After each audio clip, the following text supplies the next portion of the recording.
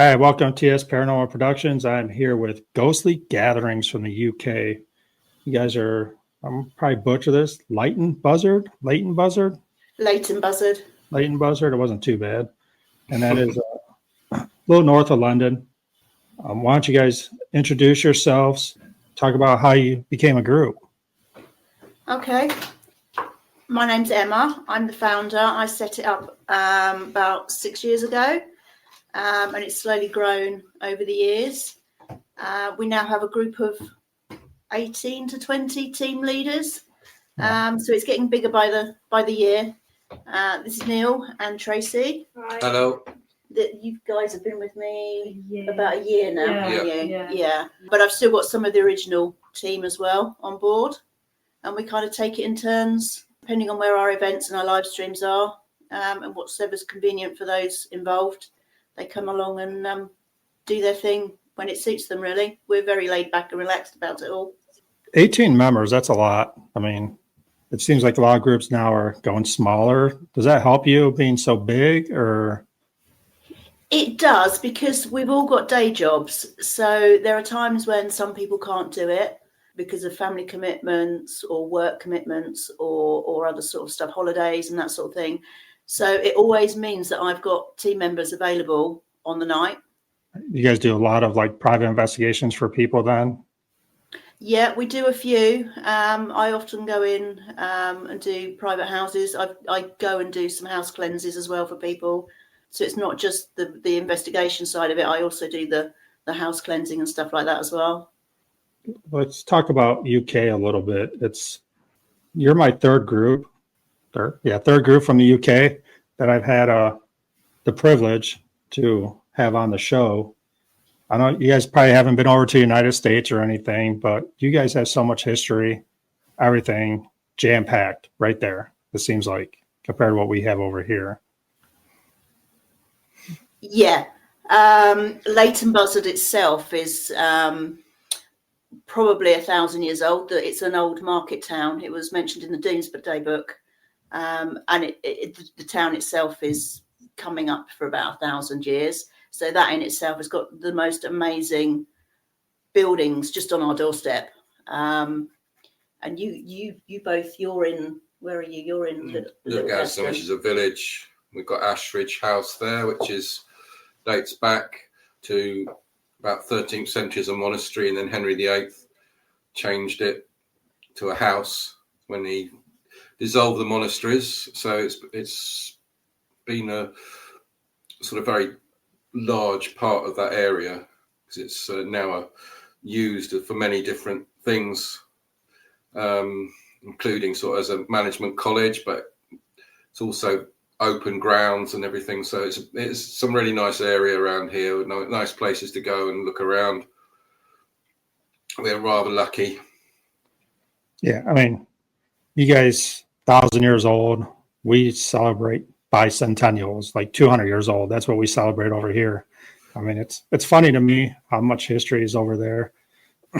Obviously, always a big dream of mine to get over there sometime, if I can get it by the wife. Yeah, I mean, it's definitely a different feel to it, I think, because of the age of it. But then, a lot of the spirits may well be. I mean, we do quite a lot around the Second World War and things like that as well. So, it doesn't have to go years back. I mean, we probably aren't, if we go too far back, we won't understand what we're saying anyway, because obviously the language has changed quite a lot over the years. So if you go back to Shakespearean language and that sort of thing, it's quite hard to sort of decipher it or understand it. So they probably have the same trouble with us if we're talking to spirits. So sometimes it's quite good just to talk to people from the 20th century or 19th century. Have you guys ran into that? Because we don't run into it over here. Different languages coming across, like EVPs and stuff like that. I mean, I think it's something we have to bear in mind, because Anglo-Saxon is very different from the language we speak now. So if you go back to the 13th, 14th century, I expect we'd only understand some of the words that they say, and likewise. And I think the way we speak as well has changed a lot. So I think we probably talk a lot faster. Not only that, we went to Wales, didn't we? The Skirrid. We had something come up in Welsh when we did the Skirrid in Wales. And it wasn't until we got home, we actually, I can't even remember what it was. Something for Mother. Yes, Mother's Day. And the day before it was actually Mother's Day. And we didn't know what it was until we got home and looked it up. So we have got that Welsh, a different language completely. Yeah, that's English. I want to go to Wales. That's where my family's originally from, is Welsh. I'm like 80% Welsh or something like that. But me too. Never been there, but sooner or later. Do you guys use a lot of like equipment, like EMF detectors, and we talk? Yeah, because I think as Tracy said, you often get feelings and emotions more than probably words. So you get that kind of, when you go to somewhere that you feel there's something there and you feel that presence, and they maybe communicate through touch or feel or just sort of making you feel a certain way. Yeah. No, I mean, it's interesting. I mean, EMF and REM pods and everything, it's kind of like universal language, I guess, for spirits. They can touch it and we can understand that they're there. So, no, it's interesting over there with a different language. It is exciting when you do get EMF responses and REM pod responses. It's exciting for the people that are at the events and that sort of thing. But, quite often it's the more subtle things that make the biggest effect to us, because we kind of have probably more of an understanding of it or more of a feeling when we're there. You suddenly feel your hair stand up on your arms and that sort of goosebumps and that sort of thing. You sort of almost sort of feel a presence. We kind of have a mixed feeling on some of the equipment, though, don't we? Yeah, we're becoming more and more sceptical about it as time goes on. Certain things, words. I mean, we don't use apps at all. I just don't think they're worth bothering with.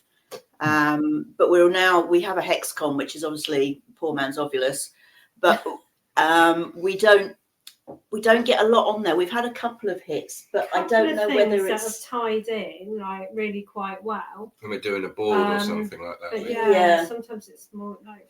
But we kind of use the Hexcom as a way of actually prompting questions rather than using it as proof that we've got something. It's a much easier way of just continuing the conversation with the spirit if you've got something in the room at the time. Kind of like a starting point, like yeah. So I read on your Facebook that you guys have empaths, mediums. I forget the other word you guys used. I mean, 18 people. You have to have a lot of like empaths, and do you have psychics on your group too, or? Yeah, I'm a psychic medium. I've also got another lady who's psychic medium. We've got a few empaths. We've got a few clairvoyants, one clairaudient. We are a mixed bunch, but then we've also got a few that have no gifts whatsoever, and I think they bring something much more important to the group, and that is that they keep us grounded when we're going off getting really excited and they're not feeling anything. It kind of makes us stop and think, right, okay, let's step back a bit, let's just see what we've actually got, and it keeps us on a level, because we do want to be genuine. We don't want to take people down a path that may not be completely what we think it is. So they kind of give us that grounding, don't they? Yeah. They don't, it's good to have all sorts on board. Oh yeah, definitely. I mean, you have to have your skeptics. Yes. As sensitives. So can you explain to me, because I've heard of psychic mediums, I've heard of clairvoyant, but what is like the definition of someone being clairvoyant? Clairvoyant is where they actually see spirits. Okay. So I do actually see them as though, like Neil and Tracy sat here now, I see them like that. I can walk into a room and they'll be sat there. So that's clairvoyant, that you can actually see. Whereas some people use their third eye and get an impression of something. I see it as a physical form. Okay. So that has to be a lot for you, though, being psychic, medium, and clairvoyant. I mean, because I'm walking around all the time, seeing all kinds of stuff, hearing all kinds of stuff. There are times when I just say, please just leave me alone. We have a spirit in our house called Marcus, and he's constantly on the go. Now, my son, he's just walked in the door. Actually, he's clairaudient, so he hears things, but he's also an empath, and he picks up on people's emotions. I'll often get a message from, "Oh, Marcus is walking around again. Can you tell him to go away for me, please?" And it's just constant all the time. So, I mean, a little off topic. What do you find the hardest to, I guess, deal with? Like empath, psychic, medium, or clairvoyant? The empath is probably the hardest, just because your emotions can be constantly up and down. I mean, I can walk into a room and just burst into tears for no reason whatsoever because I'm picking up on that energy. And then other times I can just laugh out loud and be really happy. So it's just this whole up and down of emotions all the time. I mean, thanks for explaining that, because I've heard clairvoyant before, but never really got a definition of it. But that's kind of cool. Like, that word doesn't come up too much over here in the United States. Okay. There's the different clairs, isn't there? Yeah. Clairaudient. It's mainly psychic, mediums, sensitives over here. That's what they call it mostly. So, well, a psychic medium is somebody that has all manner of gifts, for want of a better word, but also I can actually communicate, and I can get words come through and actually get information from them. We did one at Buckingham Jail, which is in sort of about an hour's down the road, and I picked up on this lady, and I was having sort of like a mental conversation in my head with her. Didn't really think that much of it, but as I was getting words come through in my head, I was writing everything down. I then went off and I asked my father to do some research for me, and I actually found this young girl. She was the daughter of the governor who run the jail. I got her name and her age and everything, and she was there on the census. It's good to get all that stuff come through and then just go back later. We do a lot of research, don't we, afterwards, where we look at stuff and find out if what we've got is actually the truth, or whether it's just something that's been suggested to us. And we do come up with a lot, don't we? We do get stuff that's come through. Obviously, not all information is recorded, so things will happen that we can't verify. But you often get these weird anomalies, don't we? That you can't really explain why that's happening, or why we get that information. And it's good to get just ordinary people involved with these things, because then they get to understand a little bit about what's going on. So, we're quite open to having people using the boards with us, spirit boards, Ouija boards, whatever you want to call them, that sort of thing, so that people get involved with it. Not obviously if they don't want to, nobody has to do anything, but it is good to see just people learning how, and because we're not scared. I don't know why, it's not like being in a film or anything like that. You don't feel scared ever of these things. It's almost like most of the spirits we come across have a great warmth to them. Yeah. There's a real sort of feeling of joy amongst a lot of them, and that they're happy to communicate with us. That's what I always feel. Occasionally there's something darker there, but I think spirits are probably just like humans. There's good and bad in everybody, and it's probably just the same with spirits, but just Hollywood's probably given it this kind of fear factor. But I haven't found that at all. No. That's as the TV shows and movies, I don't want to say ruin the paranormal outlook a little bit, but like you said, not everything is scary. 98% are just spirits that want to talk, have a conversation, and get their story out. I mean, that's what I look at. It's probably the biggest challenge, actually, when you're doing an event for people that haven't been on a ghost hunt before. They think it's going to be like a TV show, and it's really not. There's a lot of quiet time and patience to be had. So that's probably one of the biggest challenges, do you think? Yeah. It can be, because we don't force anything. So if it's not happening, it's not happening. Yeah. So you can go to some places and it will be busy the whole time and things are happening all the time. You go up to other ones and there's barely anything, but we're not going to make things happen. If it hasn't happened, then, it's still an experience for people.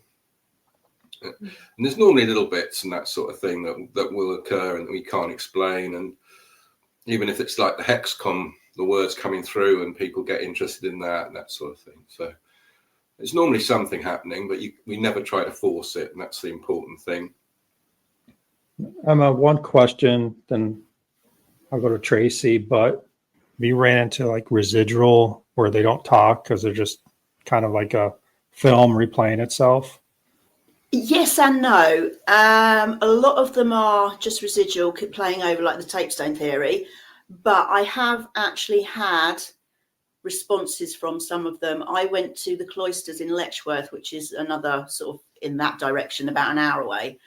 And I walked upstairs into one of the rooms and there was a gentleman sat there at the table and he was drinking a cup of tea. And when he saw me, he literally got hold of the cup of tea and he went like that at me as if to say hello, drunk the tea, and then he disappeared. So he knew I was there and he actually responded to me. So although you do get a lot of residual stuff happening, they can actually acknowledge that you're there as well.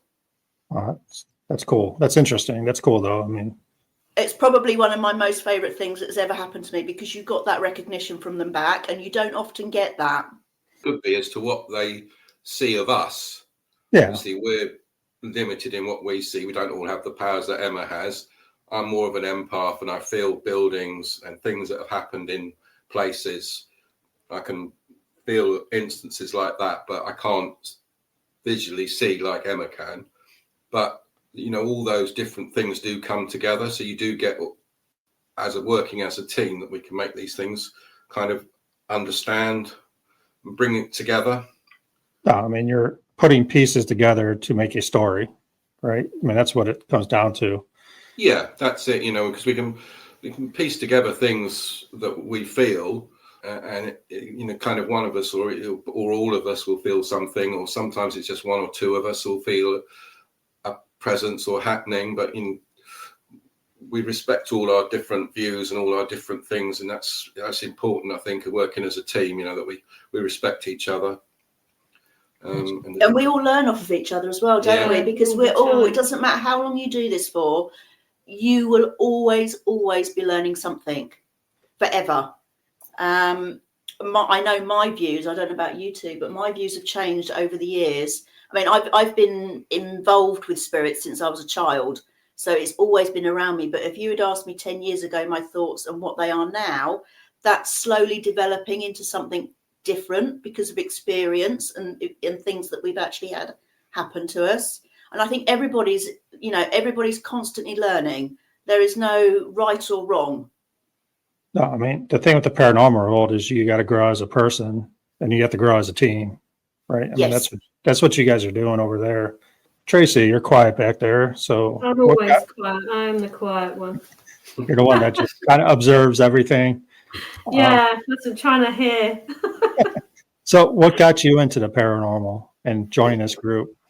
Oh, gosh.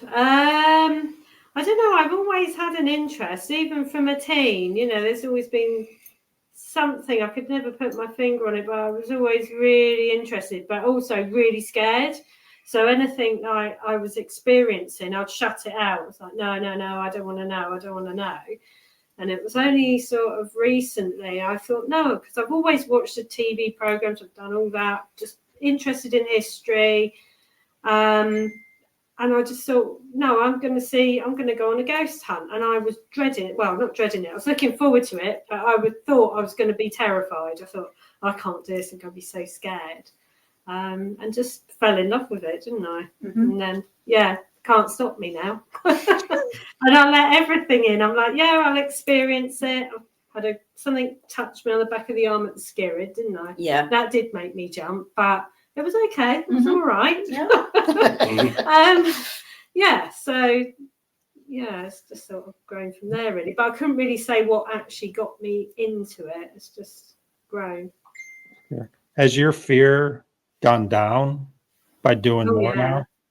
Yeah, I can even walk around in the dark now without being scared. Apart from the other day here when we were trying to talk to Marcus. I thought he was going to come out on the stairs. Yeah. I did put the light on then.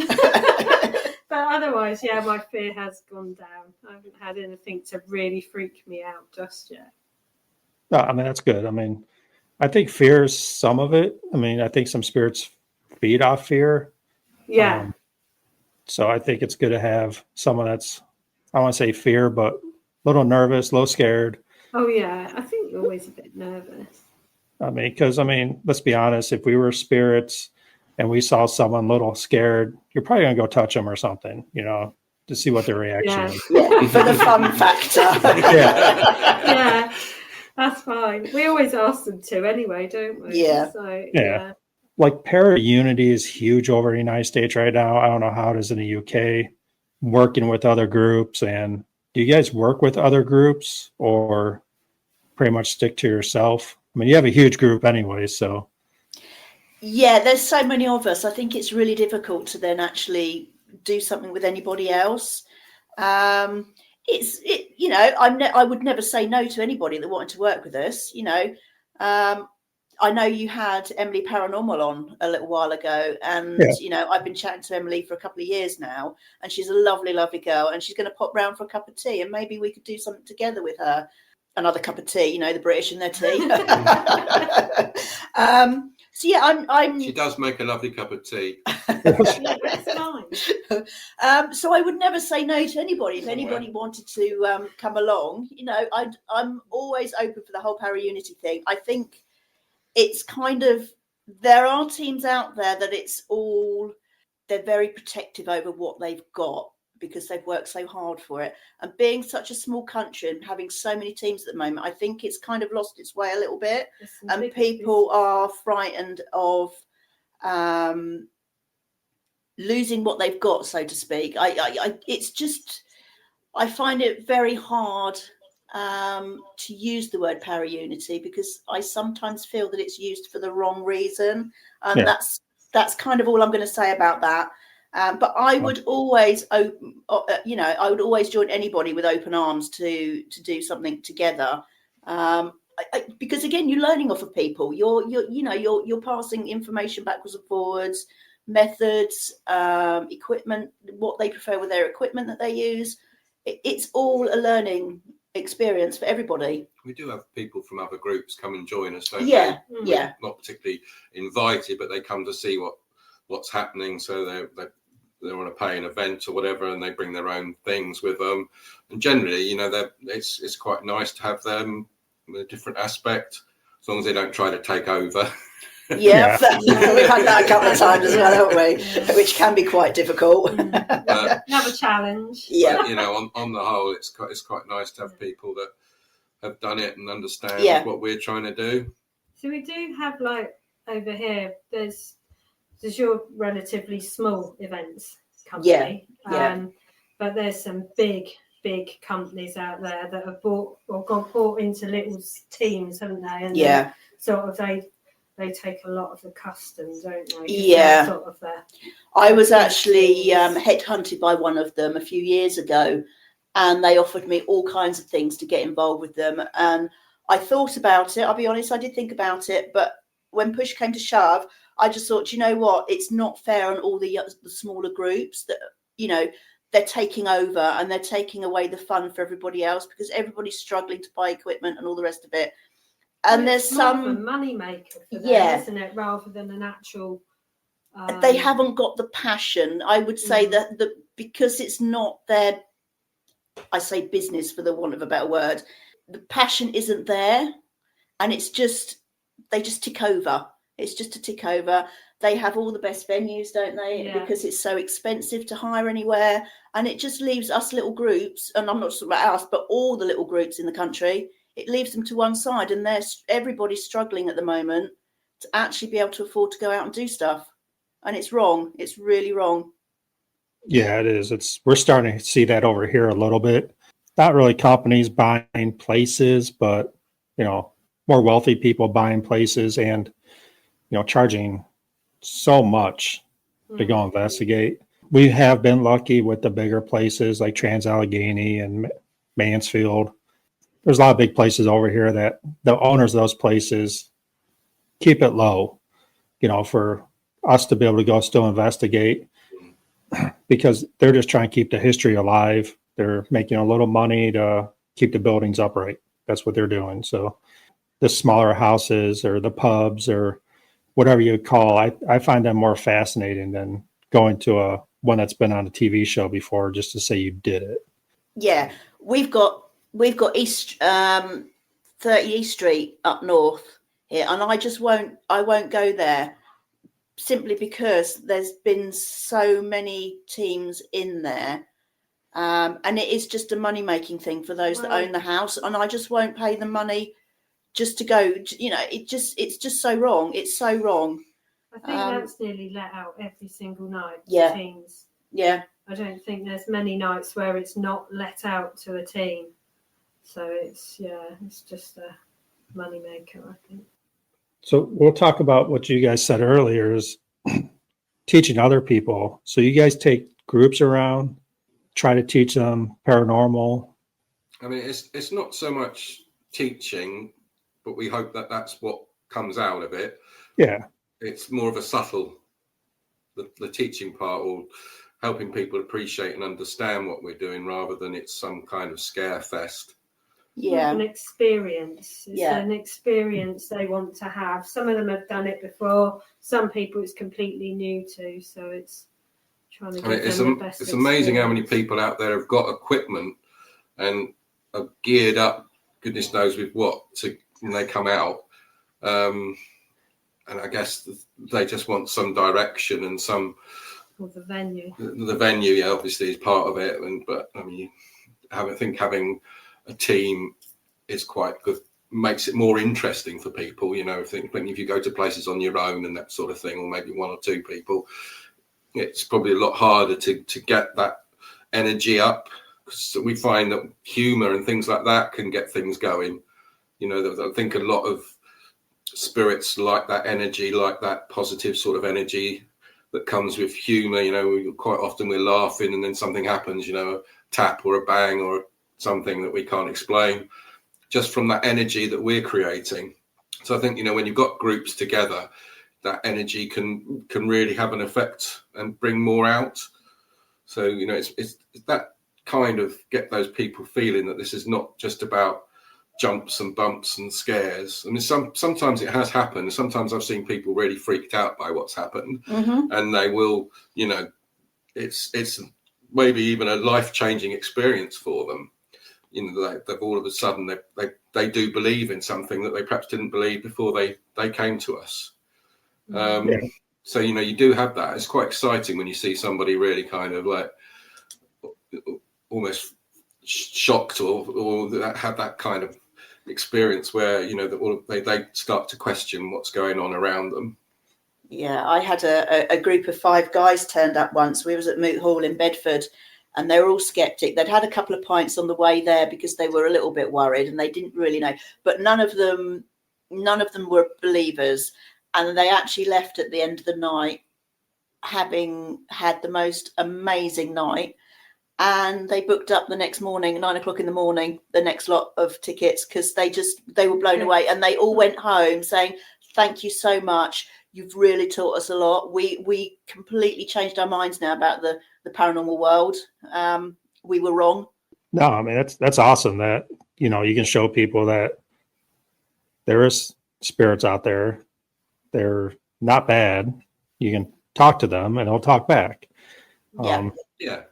The one thing Neil, that's the thing, you know, it's not, as I say, we're not scared. It's not about scaring people or things like that. That can happen just simply because they're not expecting anything. Yeah, and things happen. People that have come for a bit of a laugh and they don't take it seriously, you know, and then and then all of a sudden you see them completely change. You know, something happens that they can't explain, we can't explain, and then you know, it does change people's minds. And for me, that's the best thing of doing this out of all of it, because I've had spirits around me all my life. I've kind of, oh yeah, that's happened, this happened, and I kind of take it tongue on cheek sort of thing because I'm so used to it. My excitement now isn't from the spirits, but it's actually watching the guests that arrive see something for the very first time, and you see their face light up and you see them get excited. that for me is what this is all about now. It's just wonderful to see somebody have an experience for the first time. I love it. No, Neil, you said something that kind of caught me. 2 words: positive energy. Yeah. I think that's huge in a paranormal world about how you go into places. I mean, you have to be positive. And there's too many groups out there that are just looking for that negative energy, and they bring negative energy in with them. Do you think that plays a huge effect of what type of spirits are coming out? I don't think you're going to get spirits if you're going with a negative energy, to be honest with you. I think you're making it up if you do. I think the positive energy reflects on everything. So even if it is perhaps a darker spirit or something that's got a bit of a grudge or whatever, I think, that energy that's coming will affect all of it. I think if you go in and you're almost feeling like nothing's going to happen, or you're not, this looks like it's going to be quiet and that sort of thing, that's what you get, because you're not up for it. You're not creating the energy that spirits need to respond to. So yeah, I've never gone into with negative energy, so I don't know what that feels like. I hate negative energy because I'm an empath. Anybody's got negative energy around me, it really affects me. I hate it. So there's nothing. I like to laugh. I like to have a joke and make things fun for everybody, and that's the way I approach it. And I think spirits come back from that. I think you do get a response. You always know as well, if you've got somebody in the group, if you go back to somewhere 2 or 3 times, if you've got a negative person in the group that you're taking, you have a completely different night to what you had previously. I mean, I know that every night can be different, but you just don't get as much. You don't get a good enough night. No, and they won't get anything. No, they won't get anything out of it at all, because they're not open to have an experience. You can have people like we were talking about who come in and think it's all going to be a bit of a laugh and a joke and that sort of thing, but they're still open. You get people that come in and there's no way anything's going to get to them, because they've come in with a completely closed mind. Yeah. And you're not, even if you drum up a spirit to stand right in front of them, they're probably not going to believe what they're seeing. Yeah. Think they're faking it or something. So it's not. It's important that people come in and are able to have an open view on things, whether they believe or not. Let them, be there to have a response and see what happens. I mean, you can make things happen, and without us forcing anything, and things happen, and people won't believe what they're seeing.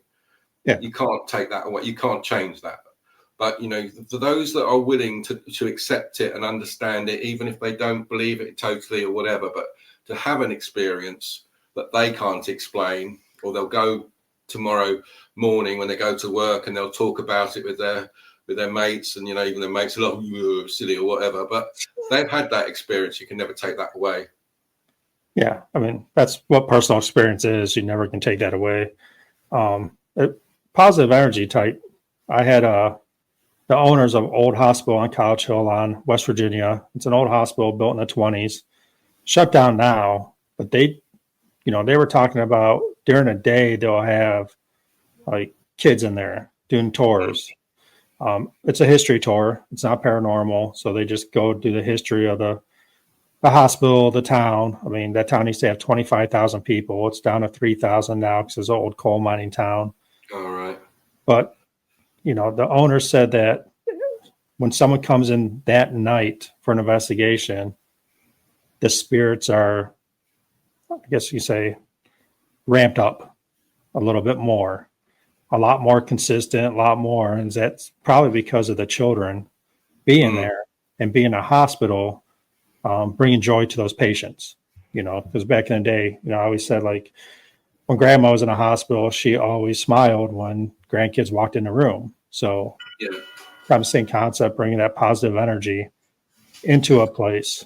No, I think it is important. And I think because quite often we feel that we get children's spirits when we're out, and it's quite hard, because sometimes you feel if we do boards and things like that, and you get like weird responses, they're not really going to letters, they're not really, it's moving around, and you start feeling that this is a child. They're not, really following a thing. And I think it's more emotional. You feel a much more deeper feeling when you've got children on the other end of this. So I'm sure they feel the same. There's children around and that sort of thing, because children do bring a natural energy, and I think they're unspoilt. They don't have the same sort of barriers, the same sort of things that we put up over the years, protect ourselves from everything that goes on around us. And I think the children are so much more open to having these experiences. Yeah, I don't think also with the negativity in the world, it's not affecting them as much as affects us right now. Exactly. Yeah. We have a lot to deal with as we get older, and different things happen. And, you find yourself, certainly when I was younger, like my son, I had a lot more experiences with this type of thing. I didn't understand it. And there wasn't like the real look at it that we have now, the real understanding of it. When I was a teenager or younger and I was having these feelings, I didn't really want them. I didn't really want to try to understand them, because it wasn't normal. It wasn't viewed as something that, you should have. So, it wasn't till later, when I have much more confidence in myself and in what I do as a person, that, I was willing to accept that this is something that I have always had. And I need to be able to get it out and use it. So Ouija boards look down in the United States a little bit as kind of like witchy, I guess you want to call it, dark. How are they portrayed in the UK? Just as a tool, or? I think, we do get everything that you get. So, if everything that happens over in America and Hollywood and everything like that is here. So I think that's what people's main impression is, that it's something to be scared of, something to be intimidated by. So, I think that's the first thought. But we do have a lot of people that come along and say, no, not doing it. I can't do it. It's too scary. You was one of them. I was. Yeah. I would touch them. And then, not touching that. Yeah, they'll sit in the room and they'll just watch for a little bit, and they'll see what's going on. And then they realise then, actually, it's just another tool. It's no different from table tipping or divining rods or any of the other equipment. And then they'll jump on the board and they'll go home and say, oh, I loved it. It was brilliant. And that completely changed their mind about it. But we do use it with respect, and we do open and close it down properly. And I think that does bring a bit more confidence. I'd have to say that I'm not a massive fan, because I think it's very easily manipulated. Yeah, that's what I'm at. That's my problem with it. Is, I don't understand why some people come along and want to make things happen. So whether it's instinctive, whether it's something that they don't mean to be doing, but you can tell sometimes that somebody's trying to push it around the board, and that's what frustrates me about it a little bit. Is I do find that some of it muddies then what we're getting, because sometimes you can get fantastic responses, but you're left thinking, oh, was somebody doing that? That's more like when we're doing an event, like guests. Not guests, not like us. We don't, No. Yeah. But on the events, it's just seeing some people come along. They just want it to happen. So whether they're doing it deliberately or just Sorry, that's my cat's tail there. I apologise. It freaked me out a little bit. It's probably all the way back there, just the tail. I'm like, what is going on back there? Yeah. It's there he is. I start laughing. No, I mean, Ouija boards, dowsing rods, I'd like them, but like you said, too much human interference, I believe. Influence. So what do you call me, Emma? Rodman. That's his nickname. Yeah, so I love the dowsing rods because I find that they're very simple for everyone to use. And if you use them correctly, it's not easy to manipulate them.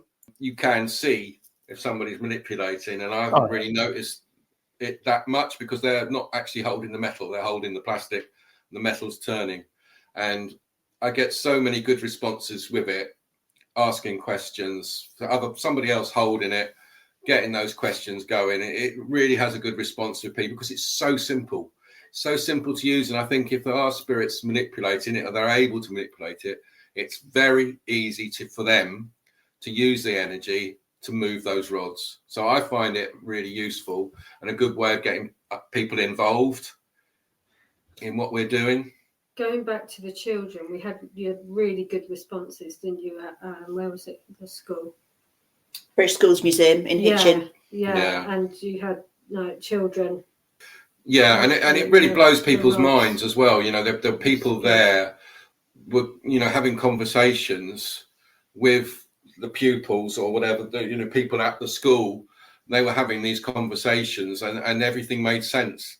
You can close the rods and then people can see it happening. Yeah. And there's no strings involved. It just happens. I don't know. I can't explain it, but I normally double up on a question. If we get a positive answer, I'll say, well, can you open the rods now after you cross the rods? And they will. It happens. And I don't know if it's the power of people's minds or it is the spirits, but it is fascinating to watch, to really sort of feel that it's something that I personally can get a real amount of information and positivity out of. We get so wrapped up in electronic devices, I think, that we forget. I was going to say that. I think the most, the simple pieces of equipment are actually probably better than the really expensive electronic things. Yeah. Because some of it costs so much money. It's just unreal. Yeah, I have piece of equipment that's $400 that I've used once. I mean, yeah. It's just crazy. And we have an SLS camera, but we don't. I don't like using it because it just triggers so easily. Yeah. On anything that looks remotely human, it finds a shape. And I've actually proved that in an event when we was at the I think it was at the Cromwell. Everybody got excited, and like I say, we don't bluff anything. And I was at the front of the room, and they were all watching from behind at the back of the room. And I just walked over to the table and there was a bag on the table. I picked the bag up and put it on the floor and this image completely disappeared. And I just said, that's why I don't like them, because they can just give so many false readings all the time. They're so big. It's just a really massive. I think the electronic things definitely things like EMF meters can really trigger things and make people start to ask questions and sort of feel like there's something going on. I think that sort of thing really does help, but I think we're never going to get totally focused on that, because the things that have been tested for years are the things that really get people going, that they're interested in. I quite like a cat ball. I think the cat balls can be really impressive, and just simple, just sitting there, and then it goes off. It's like prompted. Yeah, like EMF detectors, you need EMF for it to go off. It's simple. REM pods, you have to break the field for it to go off.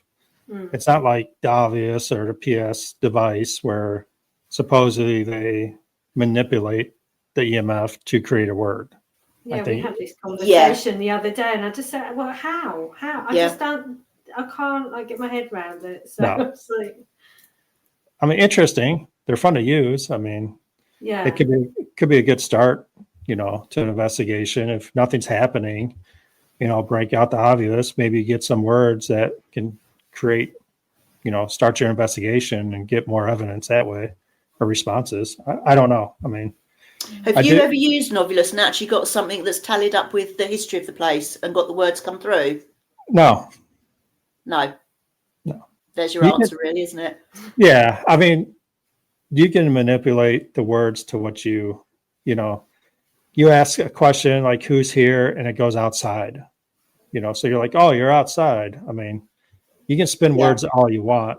I mean, it doesn't. The only one that we had that I thought really, really blew my mind was at the Skirrid Inn, when I had the word stones come up. We were in separate groups. Yeah. And then, I thought that's a weird thing to have. Could be a surname. I don't know. So we swapped groups, didn't speak in between, did we? Because we were on different, sort of time. And then you had the stones thrown at you in the same room. That was weird. Yeah. That's the only time. In fact, I had stones thrown at me all night, didn't I? Because I woke up in the morning and I had stones in the bottom of my sleeping bag when I woke up the next day. Bizarre. The weirdest thing, wasn't it?